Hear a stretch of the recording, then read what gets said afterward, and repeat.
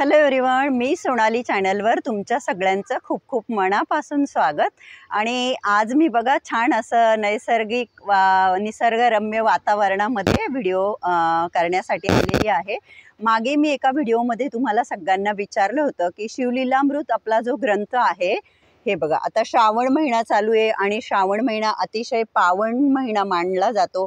ह्या महिन्यामध्ये जेवढं आपल्याकडून होईल तेवढं आपण देवदेव करायचे असतं। ह्या महिन्याचं आपल्या हिंदू संस्कृतीमध्ये खूप असं महत्त्व आहे।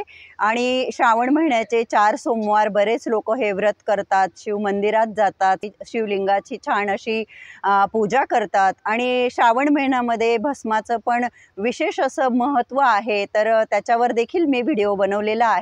तर या व्हिडिओच्या डिस्क्रिप्शन बॉक्समध्ये त्या व्हिडिओची लिंक मी देईल, तर तो व्हिडिओ सुद्धा तुम्ही नक्की बघा।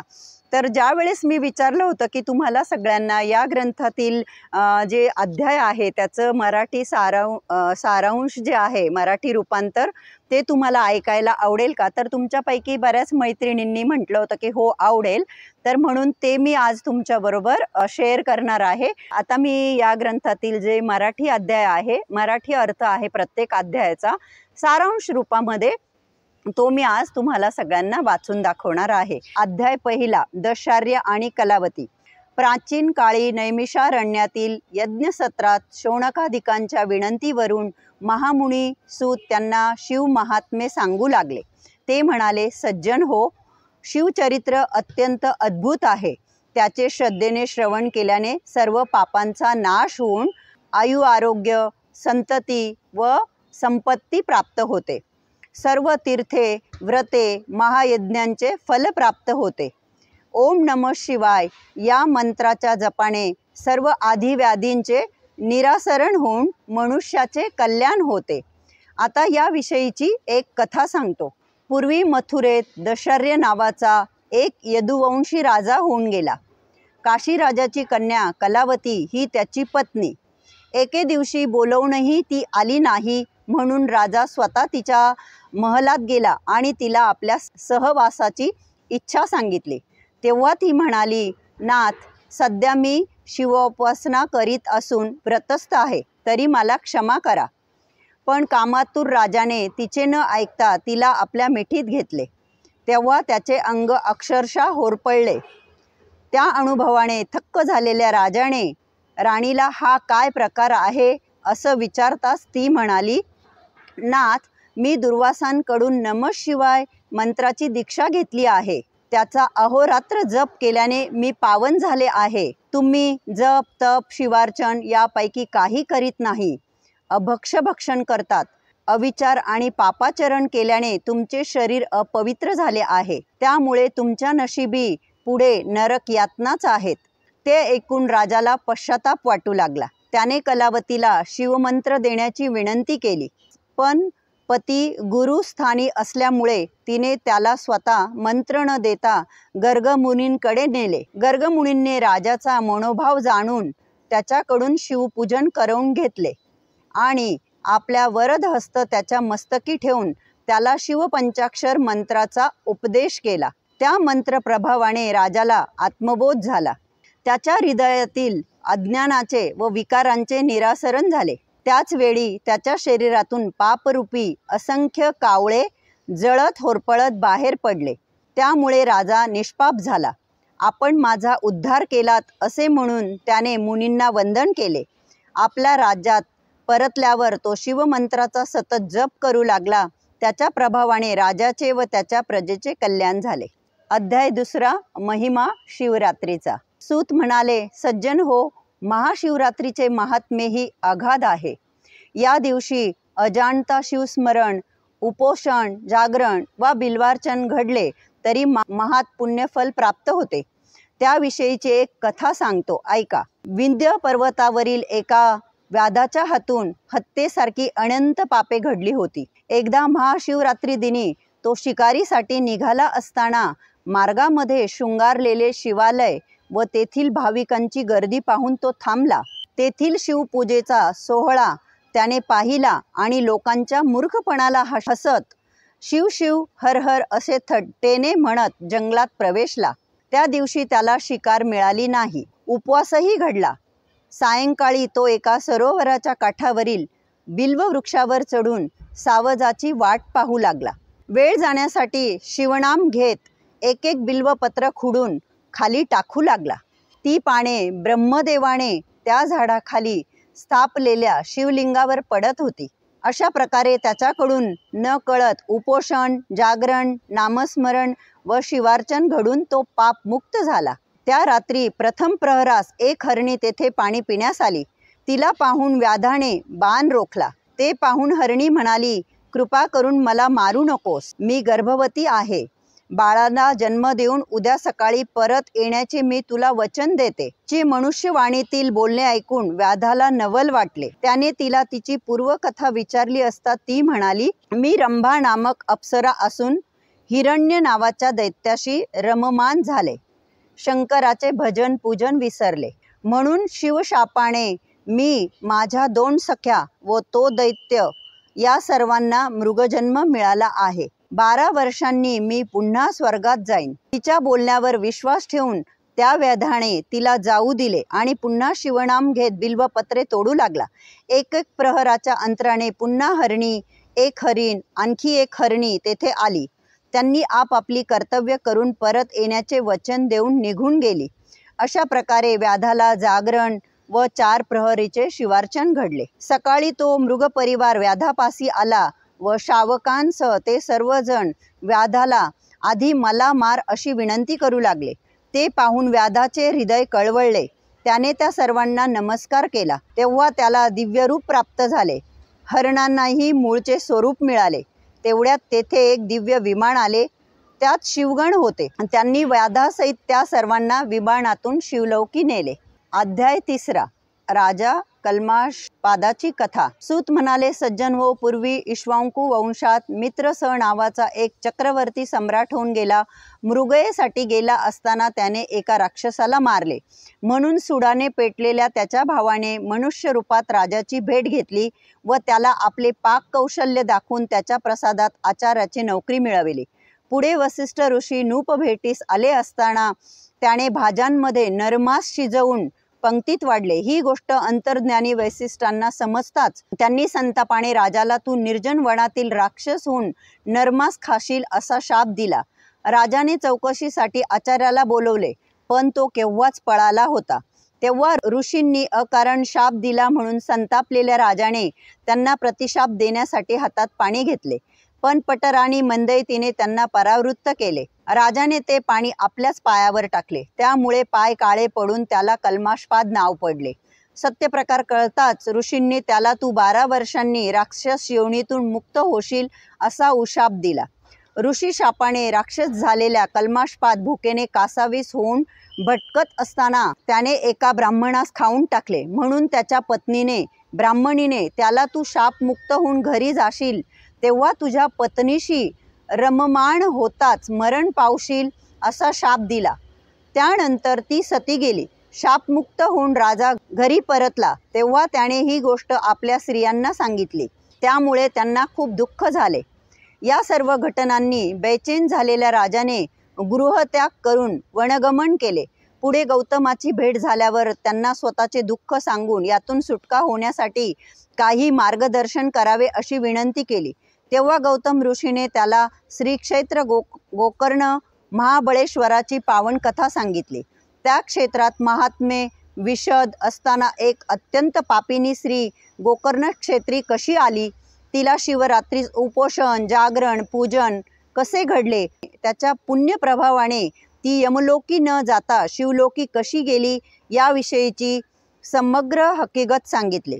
गौतमाच्या मार्गदर्शनानुसार राजा कल्माषपाद श्री क्षेत्र गोकर्णास गेला व तेथे शिव आराधनेत रममाण होऊन ब्रह्महत्येच्या पातकातून मुक्त झाला व अंती शिवलोकी गेला. अध्याय 4. विमर्शन व चंद्रसेन राजाची कथा. सूत म्हणाले, सज्जन हो, किरात देशाचा राजा विमर्शन हा मोठा शिवभक्त असूनही त्याला मदिरा व मदिराक्षी यांची आवड होती. एके दिवशी त्याची राणी कुमुद्वती हिने त्याला विचारले, नाथ, शिवभक्त असूनही तुमच्याकडून दोष घडतात कसे? यावर राजा म्हणाला, प्रिये, पूर्वी जन्मी मी पंपा नगरीत श्वान होतो.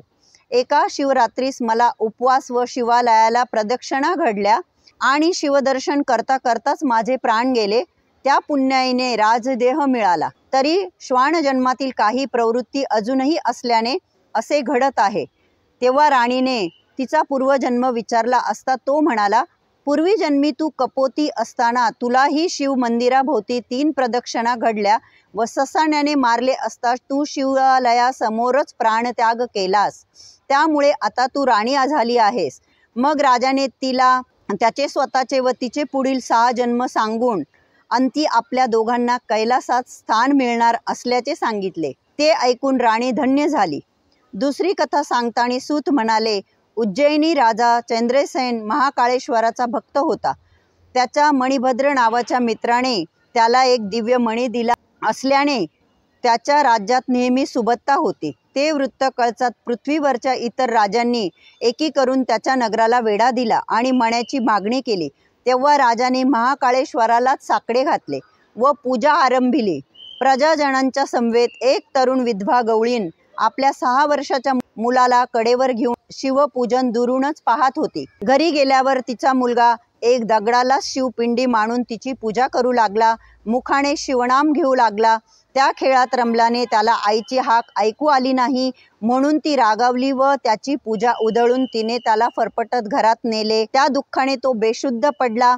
शुद्धीवर आला तेव्हाही तो शिवजप करीत होता.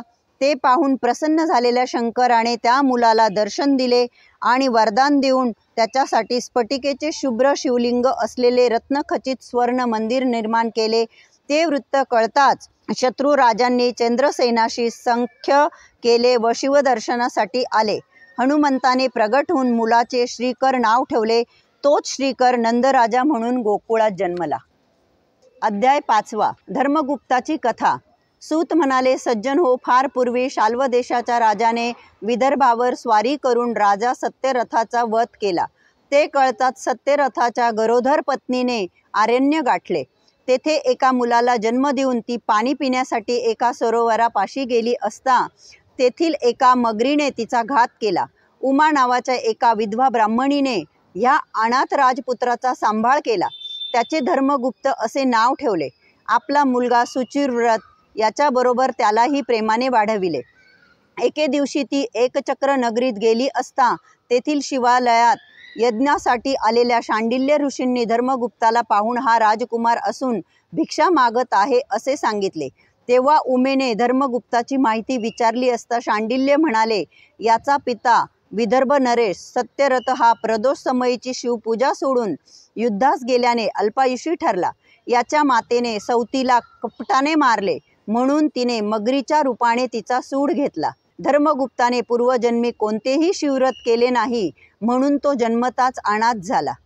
त्यानंतर सुचिव्रताविषयी सांगताना ते म्हणाले, याने पूर्वजन्मी अन्याय मार्गाने धन मिळविले, पण त्याच्याकडून शिवार्चन व दान घडले नाही, म्हणून त्याला दारिद्र्यात जन्म मिळाला.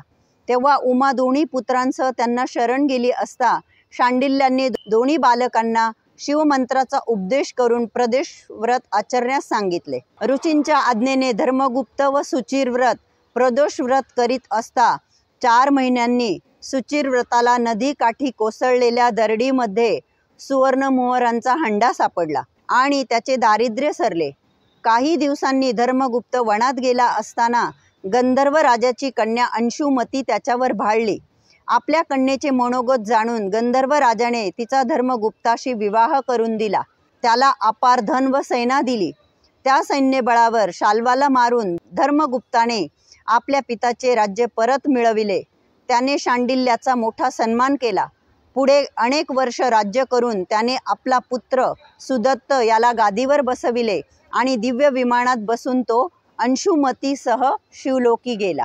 अध्याय 6. सिमेंतिनीची कथा. सूत म्हणाले, सज्जन हो, पूर्वी आर्यवर्तातील चित्रवर्मा राजाला सिमेंतिनी नावाची एकुलती एक कन्या होती. जन्मपत्रिकेनुसार ती दीर्घकाळ राज्यसौख्य भोगणार होती, पण तीच पत्रिका तिला 14व्या वर्षी वैधव्य येणार असल्याचेही सांगत होती.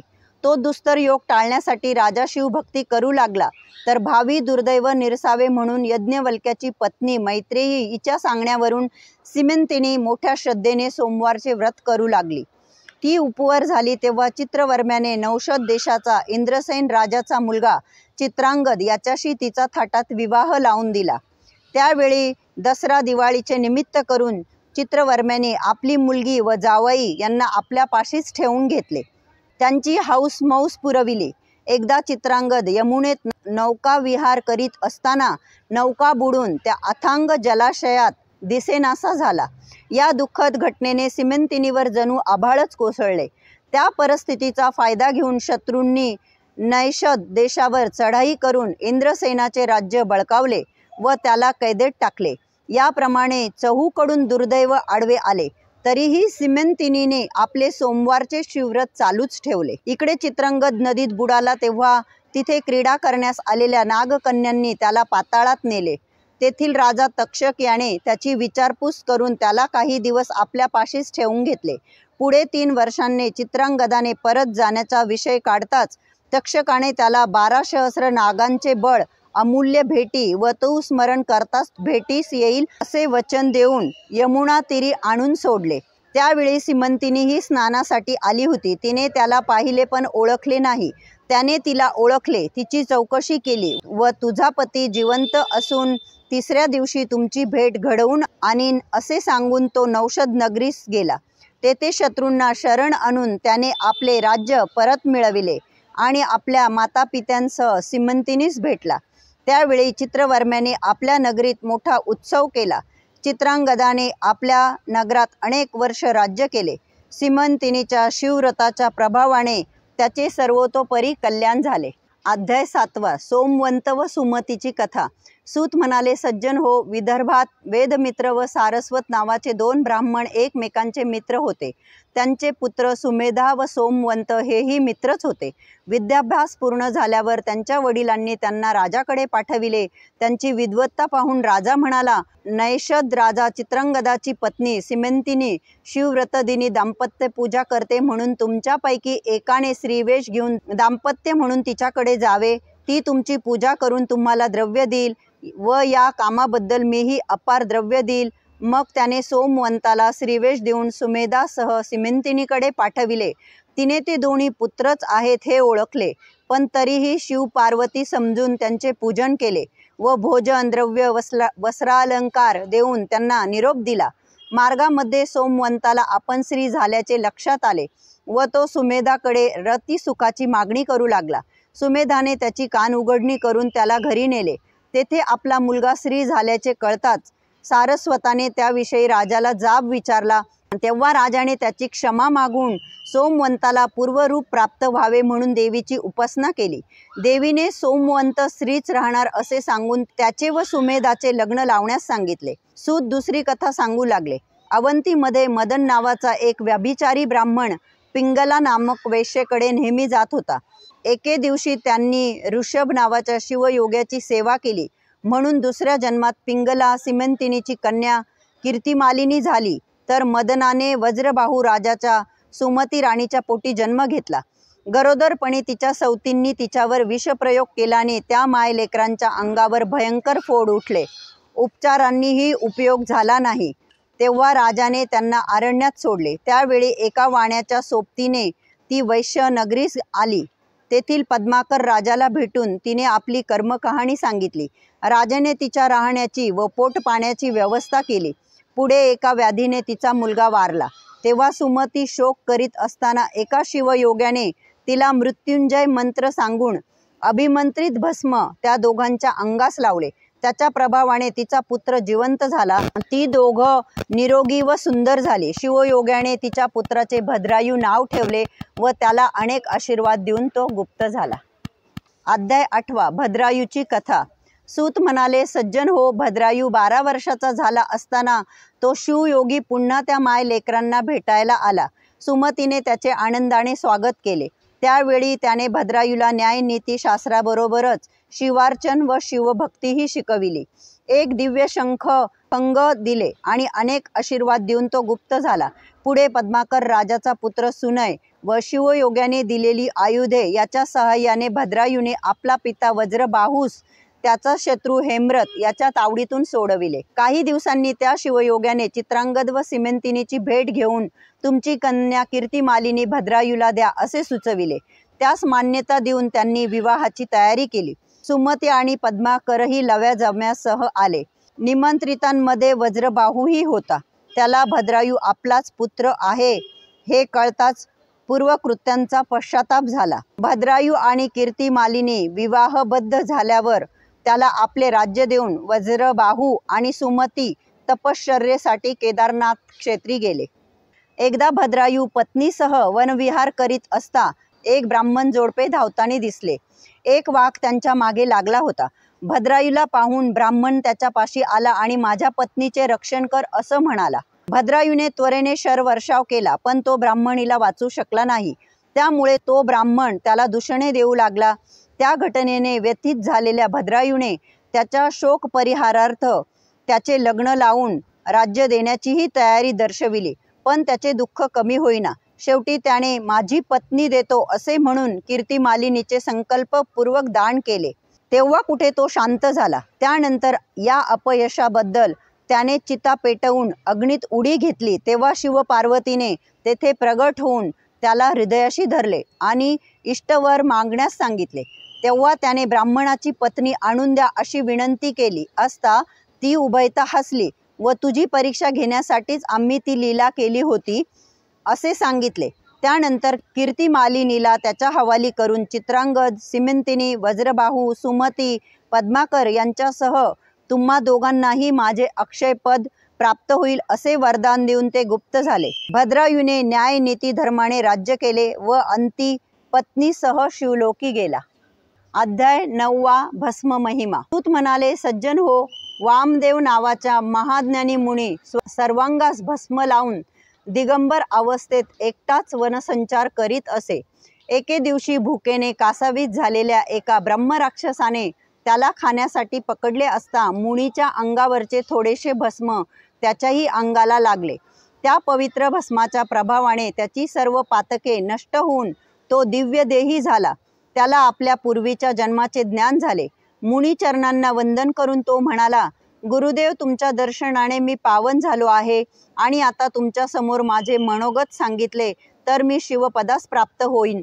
मग त्या ब्रह्मराक्षसाने वामदेवाला त्याच्या स्वतःच्या दुष्कृत्यांबद्दल त्याला कोणत्या नरक यातना भोगाव्या लागल्या, कोणकोणत्या जीवकोटीत जन्म घ्यावा लागला हे सविस्तर सांगितले। त्यानंतर वामदेवाने त्याला एका पापी ब्राह्मणाच्या प्रेताला भस्माचा स्पर्श झाल्याने तो यमलोकी न जाता त्याला कैलासात कशी गती मिळाली ते सांगितले। शिवप्रणीत भस्मे महात्मेही सांगितले। भस्म प्रभावाने निष्पाप झालेल्या त्या ब्रह्मराक्षसाला कैलासात स्थान मिळाले। पुढील कथा सांगताना सूत म्हणाले, पंचाळ नरेश सिंहकेत एकदा शिकारीला गेला असताना काही भिल्लही त्याच्या समवेत होते। त्यातील एका भिल्लाला भग्न शिवालयात खाली पडलेले एक शिवलिंग दिसले। त्याने ते राजाला दाखवताच तो भिल्लाला म्हणाला, हे घरी घेऊन तू चिताभस्माने याची नित्य पूजा कर। चिताभस्माशिवाय नैवेद्य दाखवू नको। त्याप्रमाणे भिल्लाने ते लिंग घरी आणले व तो त्याची रोज पूजा करू लागला। एके दिवशी खूप हिंडूनही त्याला ताजे चिताभस्म मिळाले नाही, म्हणून तो चिंताग्रस्त झाला। तेव्हा पतीच्या शिवपूजनात खंड पडू नये म्हणून त्याच्या पत्नीने स्वतःला जाळून घेतले। त्या भस्माने त्याने शिवपूजन केले व नेहमीच्या सवयीप्रमाणे नैवेद्य आणण्यासाठी पत्नीला हाक मारली। तर काय आश्चर्य, दिव्यरूप झालेली त्याची पत्नी नैवेद्य घेऊन आली। पूजन झाल्यावर आपल्या पत्नीला जिवंत पाहून त्याला मोठे आश्चर्य वाटले। शिवकृपेने तोही शिवरूप झाला आणि पत्नीसह शिवलोकी गेला। हे वृत्त कळताच सिंहकेतही शिवभक्ती करू लागला आणि अंती शिवपदाच पोहोचला। अध्याय 10 शारदेची कथा। सूत म्हणाले, सज्जन हो, अनर्थ देशातील देवरथ नामक ब्राह्मणास शारदा नावाची कन्या होती। त्याने तिचा 12व्या वर्षीच विवाह करून दिला। लग्नानंतर काही दिवस जावयाला आपल्याकडेच ठेवून घेतले। एकदा शारदेचा पती स्नानसंध्या करून नदीवरून परतत असताना विषारी साप चावून मरण पावला। त्यावेळी देवरथाने मोठ्या धैर्याने मुलीला सावरले व जावयाचे उत्तर कार्य केले। कालांतराने एके दिवशी शारदा घरी एकटीच असताना नैद्रुव नामक एक अंध ऋषी देवरथाकडे आले. शारदेने त्यांचा आदर सत्कार करून त्यांना संतुष्ट केले. तेव्हा त्यांनी तिला तुझे सौभाग्य वाढून तुला विद्वान पुत्र होईल असा आशीर्वाद दिला. त्यावर खिन्नपणे हसून तिने ऋषींना आपली दुःखद कथा सांगितली. तेव्हा नैद्रुव म्हणाले, मी माझे शब्द खरे करून दाखवीन, तू निश्चिंत राहा. ही गोष्ट शारदेच्या माता पित्यांना कळताच त्यांच्याही मनात शंका आली, पण नैद्रुवांनी त्यांचे समाधान केले.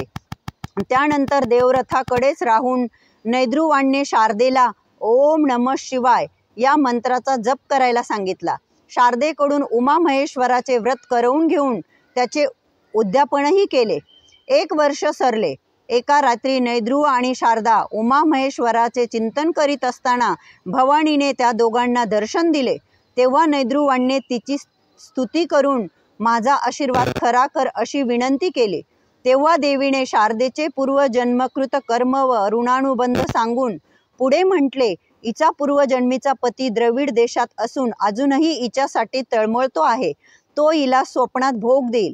त्यापासून हिला होणारा पुत्र शारदा नंदन म्हणून विख्यात होईल. असे बोलून देवी गुप्त झाली. पुढे देवीच्या वचनानुसार शारदा गर्भवती झाली. तेव्हा लोकांनी तिचा छळ केला. तेव्हा शारदा निर्दोष असून तिची निंदा करणाऱ्यांच्या जिभेला किडे पडतील अशी आकाशवाणी झाली. एका कुत्सित निंदकास तशी प्रचिती येताच जननिंदा थांबली. पुढे तिला जो पुत्र झाला त्याचे नाव शारदा नंदन ठेवण्यात आले. तो विद्वान पंडित झाला. पुढे दैव योगाने शारदेची व द्रविड देशातील तिच्या पूर्वजन्माच्या पतीची श्री क्षेत्र गोकर्ण येथे शिवरात्रीस भेट झाली. पती पत्नी व पुत्र यांचे मिलन झाले. कालांतराने पती निधनानंतर शारदेने सहगमन केले व ती दोघे कैलासात गेली. अध्याय 11. महानंदा, सुधर्म व तारक यांची कथा. सूत म्हणाले, सज्जन हो, काश्मीर देशाचा राजा भद्रसेन याचा पुत्र सुधर्म आणि प्रधान पुत्र तारक हे दोघेही लहानपणापासून एकमेकांचे मित्र व शिवभक्त होते. त्यांना अंगाला राख फासून रुद्राक्ष माळा घालून एकांतात शिवस्मरण करायला आवडायचे. त्याच्या अशा वागण्याने राजा व प्रधानास मोठी चिंता वाटे. एकदा पाराशर ऋषी राजाच्या भेटीस आले असता राजाने त्यांना आपली चिंता सांगितली. तेव्हा त्या दोन्ही कुमारांचे अवलोकन करून पाराशर म्हणाले, पूर्वी नंदीग्रामात महानंदा नावाची एक वेश्या राहत असे. तिने एक कोंबडा व माकड पाळले होते. ती त्यांना रुद्राक्ष माळा घालून व भस्म लावून नृत्य करायला शिकवित असे. त्यांना नृत्यशाळेत स्थापलेल्या शिवलिंगासमोर बांधून ठेवीत असे. त्यांना पुराण श्रवणाचाही लाभ होत असे. अशा प्रकारे महानंदेच्या संगतीत त्यांनाही शिवभजन घडत होते. एकदा भगवान शंकर महानंदेची परीक्षा घेण्यासाठी सौदागराच्या रूपात तिच्या घरी गेले. तिने त्यांचे स्वागत करून मी 3 दिवस फक्त तुमचीच आहे असे सांगितले. तेव्हा सौदागराने आपल्याकडील दिव्य लिंग तिच्याकडे दिले व म्हणाला, हे लिंग म्हणजे माझा प्राण आहे. ते जपून ठेव. ते जळले वा भंगले तर मी अग्निप्रवेश करीन. महानंदेने ते लिंग नित्यशाळेत ठेवले. त्या रात्री ती उभयता मंचकावर झोपली असता नित्यशाळेला आग लागून ते दिव्य लिंग भस्मसात झाले. महानंदेने धाव घेऊन कोंबडा व माकड यांची सुटका केली. त्यानंतर शोकग्रस्त सौदागराने अग्निप्रवेश करून आपली जीवन यात्रा संपविली. त्यावेळी महानंदेने सती जाण्याचा निश्चय केला व आपल्या सर्वस्वाचे दान करून पेटत्या चितेत उडी घेतली. तेव्हा शंकराने तिला वरचेवर झेलले आणि आपल्या चरणी अक्षय स्थान दिले. महानंदेकडील कोंबडा व माकड यांना तुझ्या व प्रधानाच्या पुत्राच्या रूपाने उत्तम जन्म मिळाले आहे. पण हे राजा, तुझा पुत्र अल्पयुषी असून आजपासून 7व्या दिवशी मरणार आहे. हे संकट टाळण्यासाठी तू शिवावर सतत धार धरून रुद्राध्यायाची पारायणे कर. राजा मनोमन घाबरला होता. तरीही त्याने ऋषींनी सांगितल्याप्रमाणे सर्व काही धैर्याने केले. 7व्या दिवशी मृत्यू घटिका येताच सुधर्मा शुद्ध हरपून खाली पडला. तेव्हा पाराशरांनी रुद्रोदक शिंपडून त्याला शुद्धीवर आणले. भान येताच त्याने शिवदूतांनी आपले प्राण कसे परत आणले तो अनुभव सांगितला. तेव्हा नारदांनीही तेथे प्रगट होऊन त्याला दुजोरा दिला. मग भद्रसेनाने आनंदोत्सव करून नारद व पाराशराचा सन्मान केला आणि सुधर्म्याला गादीवर बसवून प्रधानासह तपासाठी वनात गेला. शंकराने त्यांनाही निजकृपेने आपल्यात विलीन करून घेतले. अध्याय 12. बहुलेची व भस्मासुराची कथा. सूत म्हणाले, सज्जन हो, दक्षिणेकडील अमंगल नामक गाव नावाप्रमाणेच अमंगल होते. तेथे राहणारे विदुर आणि बहुला हे ब्राह्मण दाम्पत्यही व्यभिचारी होते. विदुराच्या मृत्यूनंतर यमदूतांनी त्याला भयंकर नरकात टाकून छळले व शेवटी पिशाच्य योनीत टाकले. विद्याचलाच्या दऱ्याखोऱ्यात तहान भुकेनं व्याकुळ होऊन तो पिशाच्य रूपात भटकू लागला. विधवा बहुलेला एक मुलगा झाला, पण तो कोणाचा आहे हेही तिला माहीत नव्हते. एकदा गोकर्ण क्षेत्री गेली असता पुराण ऐकण्यास बसली तेव्हा पुराणिक बुवांनी व्यभिचारी स्त्रियांना कोणकोणत्या यातना भोगाव्या लागतात ते सांगितल्यावर बहुला घाबरून रडू लागली. तिने बुवांची भेट घेऊन त्यांना आपली पापकृत्ये सांगितली. त्या चरणांवर पडून यातून सोडवा असे विनविले. बुवांनी तिला नमः शिवाय मंत्राचा उपदेश करून शिवलीला ऐकविल्या. त्यामुळे ती सप्रेम शिवभक्ती करू लागली. भक्तीने पवित्र झाली. शंकराने तिला शिवलोकी नेले. तिथे तिने उमा महेश्वराची स्तुती केली. त्यामुळे प्रसन्न झालेल्या पार्वतीने तिला वर मागण्यास सांगितले असता तिने पतीचा उद्धार व्हावा अशी इच्छा प्रगट केली. त्यानंतर पार्वतीच्या सांगण्यावरून विद्याचलावर पिशाच्य रूपात भटकणाऱ्या विदुराला शिवकीर्तन ऐकवून तिने त्याचा उद्धार केला. सूत पुढे म्हणाले, एकदा प्रदोष काळी अंगाला भस्म लावत असताना शंकरांना त्यात एक खडा सापडला. त्यापासून जो असुर उत्पन्न झाला त्याचे त्यांनी भस्मासूर नाव ठेवले व त्याला नित्य नवीन चिताभस्म आणून देण्यास सांगितले. ते आणण्यासाठी त्याला बरीच पायपीट करावी लागे, म्हणून त्याने शंकराकडे मी ज्याच्या डोक्यावर हात ठेवीन त्याचे भस्म व्हावे असा वर मागितला. सर्वांनी विरोध करूनही भस्मासुराला आपली सेवा करता यावी म्हणून त्यांनी तो वर दिला. त्यामुळे तो उन्मत्त झाला. त्रिभुवनावर राज्य करण्याचे मनसुबे रचू लागला. त्याने भूलोकी थैमान घातले. तेव्हा प्रजाजनांनी विष्णूकडे धाव घेतली. त्याने त्यांना कैलासावर नेले. तेवढ्यात भस्मासूर तिथे आला व शंकराच्या मस्तकी हात ठेवण्यास धावला. तेव्हा शंकराने पळ काढला. त्यावेळी भवानीच्या विनंतीवरून विष्णूने मोहिनी रूप धारण केले आणि भस्मासुराला आपल्या मोहजाळात अडकवून लग्नापूर्वी कुलाचार म्हणून स्वतः समवेत नृत्य करायला लावले. ते नृत्य करताना भस्मासुराने आपला हात स्वतःच्या डोक्यावर ठेवला आणि त्याचे क्षणात भस्म झाले. अध्याय 13. दक्षची कथा व कार्तिक स्वामींचे जन्मवृत्त. सूत म्हणाले, सज्जन हो, दक्ष राजा शंकराचा सासरा असूनही त्यांचा द्वेष व निंदा करीत असे. त्यांना हवीर भागही देत नसे. त्याने आपल्या घरी महायज्ञाचे आयोजन केले तेव्हा आमंत्रण नसूनही भवानी माहेरी गेली. तिथे सर्वांनी तिची उपेक्षा केली म्हणून तिने यज्ञकुंडात उडी घेऊन आत्मसमर्पण केले. या वृत्ताने संतापलेल्या शंकराने जटा आपटून वीरभद्रास उत्पन्न केले. त्याने दक्ष यज्ञाचा विध्वंस करून दक्षाचे मस्तक धडा वेगळे केले. तेव्हा सर्व देवांनी शिवस्तुती करून त्यांना शांत केले आणि बोकडाचे शिर दक्षाच्या धडाला लावून त्यास जिवंत केले. त्यानंतर भवानीने हिमालयाच्या पोटी पार्वती उमा नावाने जन्म घेतला आणि शंकराच्या प्राप्तीसाठी कडक व्रत करू लागले. तारकासुराचे पुत्र तारकाक्ष विद्युन्माली व कमललोचन शिवाच्या वरदानाने उन्मत्त झाले तेव्हा शंकराने वीरभद्रासह त्यांच्यावर चढाई केली. पण त्यांच्या स्त्रिया पतिव्रता असल्याने ते असुर मारले जाईनात. तेव्हा श्रीकरधराने बौद्ध रूपाने त्यांच्याकडे जाऊन त्यांना अपवित्र असे चर्वाक शास्त्र सांगितले. त्यामुळे त्या व्यभिचार करू लागल्या. त्याचा प्रभाव नष्ट होताच शंकराने पशुपत शास्त्राने त्या असुरांना ठार केले. त्यानंतर तारकासुराचा वध शिवसुताकडून होणार आहे ही भविष्यवाणी लक्षात येऊन देवांनी शिवपार्वतीच्या लग्नाचे बेत आखले व वदनाला बोलावून शंकराचा तपोभंग करून त्याचे उमेशी ऐक्य करण्यास सांगितले. त्यानुसार मदनाने शिवध्यानात व्यत्यय आणताच शंकराने तृतीय नेत्र उघडून त्याला भस्म केले. त्यानंतर सप्तर्षींच्या सांगण्यावरून शंकर बटुवेशात पार्वती पाशी गेले व शिवनिंदा करू लागले. तेव्हा संतापलेली पार्वती शाप देण्यात उद्युक्त झालेली पाहून त्यांनी आपले मूळ स्वरूप प्रगट केले. त्यानंतर एका सुमुहूर्तावर त्या दोघांचे लग्न झाले. पुढे त्यांना पुत्र होत नाही म्हणून देवांनी अग्नीला अतिथी रूपात शिवसदनी पाठविले. पार्वतीने त्याला भिक्षा म्हणून शिववीर्य दिले. ते प्राशन केल्याने त्यास गर्भ राहिला. तो त्याने गंगा तीरावर बसलेल्या 6 ऋषी पत्न्यांच्या उदरात घातला. पण त्यांनीही तो गर्भ काढून गंगेत टाकला. त्यानंतर ते 6ही भाग एकत्र होऊन 6 तोंडाचा व 12 हातांचा मुलगा जन्मास आला. तो आपलाच पुत्र आहे हे शंकराने ओळखले. त्याचे कार्तिक स्वामी नाव ठेवले. याच शिवपुत्राने पुढे तारकासुराचा वध केला. शिवलीलामृत अध्याय 14वा. शबरी, पार्वती व शियाळाची कथा. सूत म्हणाले, सज्जन हो, एके दिवशी कैलासावर शिव पार्वती सरीपाठ खेळत असताना नारदांचे आगमन झाले. त्यांनी त्या दोघांना पण लावून खेळण्यास सांगितले. ते मान्य करून ती दोघे खेळू लागली. त्यावेळी पार्वतीच सरशी होत गेली आणि शंकरांना आपले व्याघ्रांबर, गजचर्म, आयुधे, भूषणे व कोपिनही गमवावी लागली. शंकर दिगंबर झाले. त्यावेळी त्यांचे सर्वस्व हरण झालेले पाहून नारद हसून म्हणाले, देवा, हे काय? एका स्त्रीने तुम्हाला हरविले. तुमचा महिमा फुकट आहे. आता भक्तांना काय सांगाल? ते ऐकून रुसलेले शंकर लपून बसले. कोणालाही त्यांचा ठाव ठिकाणा लागेना.